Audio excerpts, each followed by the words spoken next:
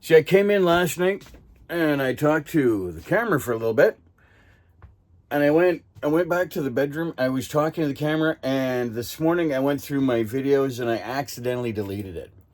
So, yay for the smart guy. Anyway, I put out a short. I made it back from the men's team. Life is good. We will continue talking soon. So I just got back in the RV here, and I made a startling discovery. That discovery, I thought I had pants in the house because I just did laundry yesterday, right? So I figured I'm going to have pants in the house. No, I have pants back there hiding.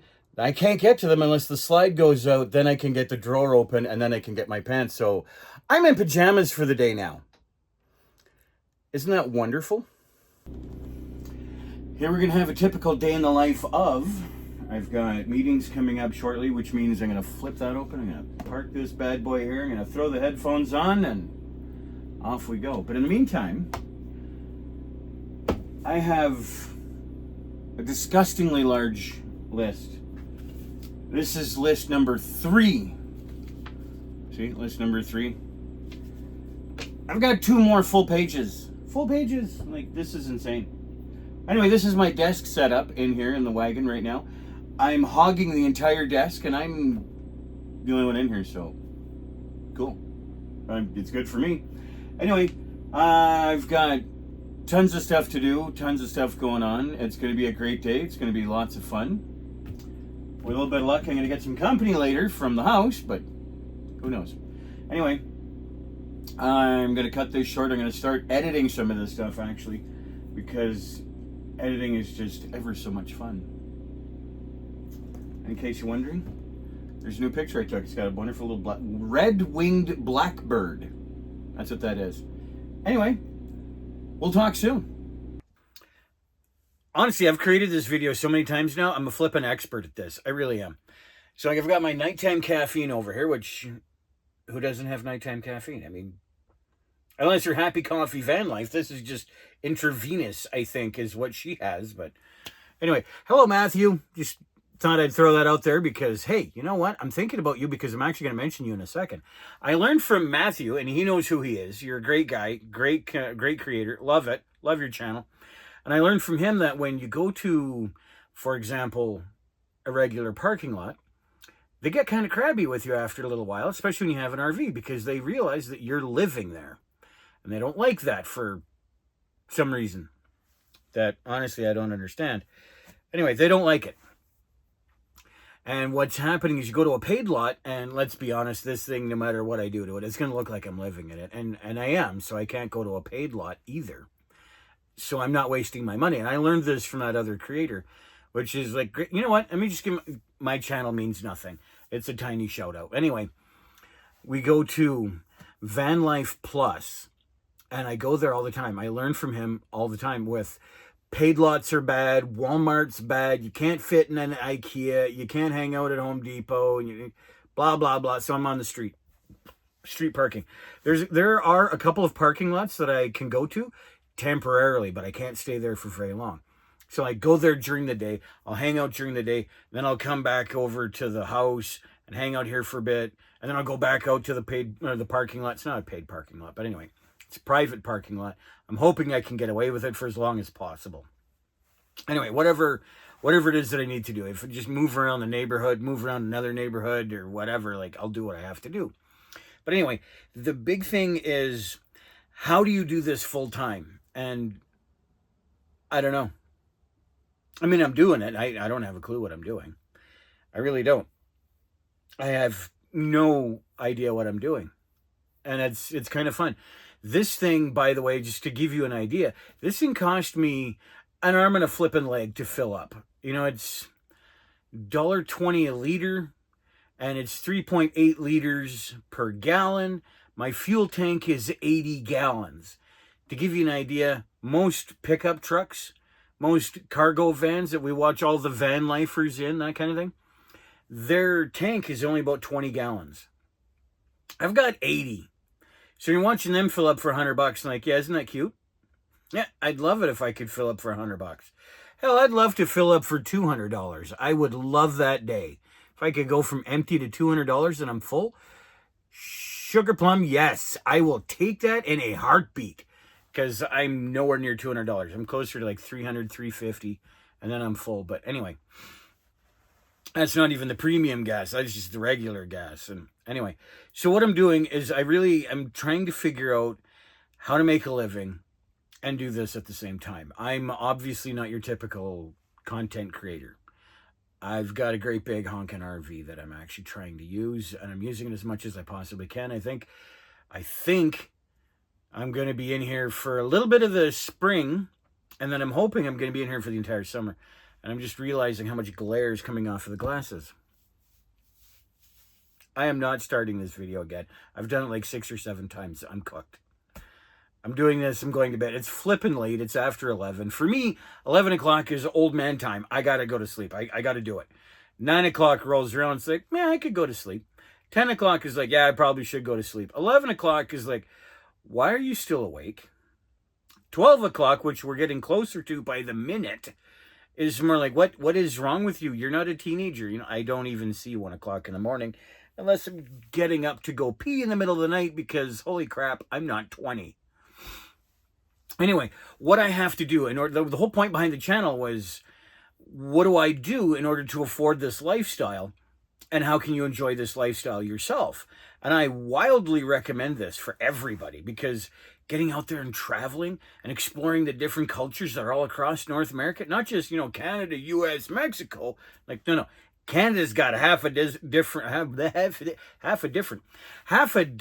different cultures just across Canada. Because you go to places in southeastern or southwestern BC, okay? Southwestern BC is actually very California-like.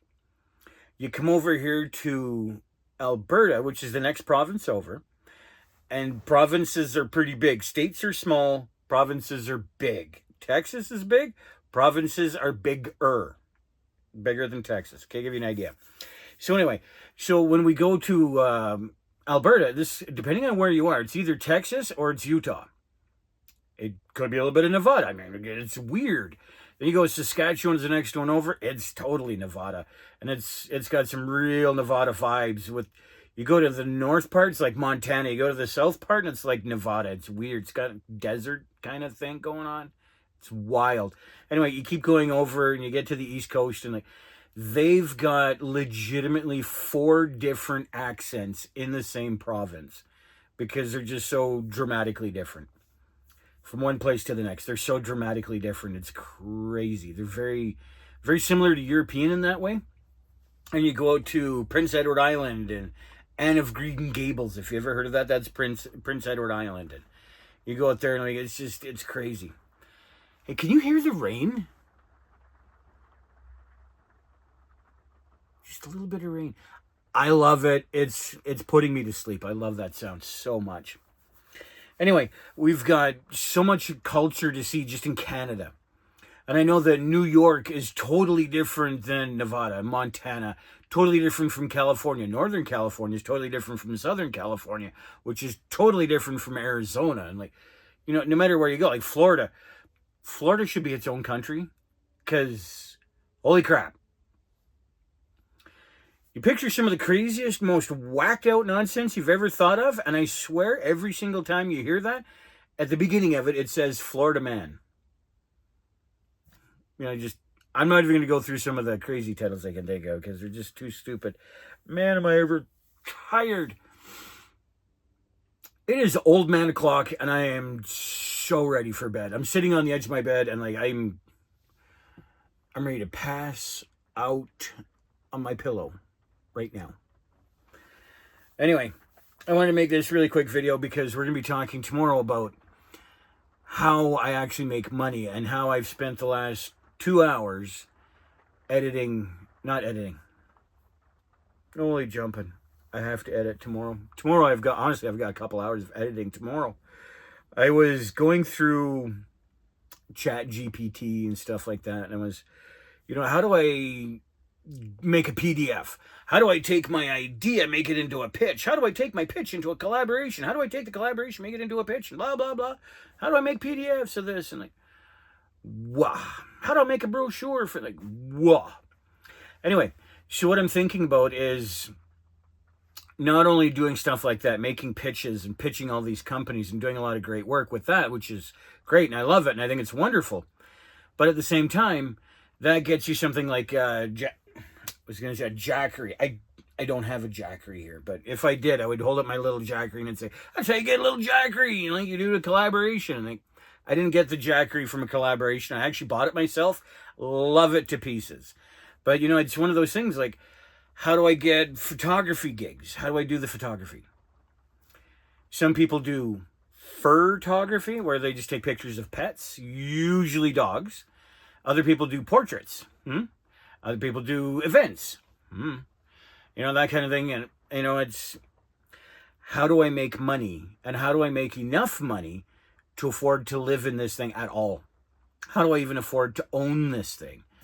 Let alone how do I afford to actually pay for it and live in it and that kind of thing? How do I afford to travel? Ugh. That one's a mint. That costs a mint to travel. It really does. Like, how do you pay for campgrounds versus I'm obviously not paying for campgrounds. I'm living on the side of a flippin' street for the umpteenth night in a row. And I've actually, only 2 days we spent in the campground. It was like $60, $70. Like, it was nothing for 2 days. But anyway, it's a matter of how do I make things happen? How do I do things? How for all kinds of stuff. And I don't know. That's the fun part. I have no idea what I'm doing. So you're going to come along with me on the journey. We're going to talk about this later because I now realize I've been rambling for 10 minutes. I'm done. I'm going to bed. I will see you in the morning. The heat is off. It's going to get frosty cold. I'll see you when I turn the heater on in the morning. Remember, go outside. You know, worst case scenario, you get killed by a bear. That's worst case scenario. Other than that, you're going to live. You're going to be fine. Bear craps in the woods, and if you do it right, so can you. Or in a bucket, like some van lifers. You know, it's up to you. Anyway, talk to you in the morning.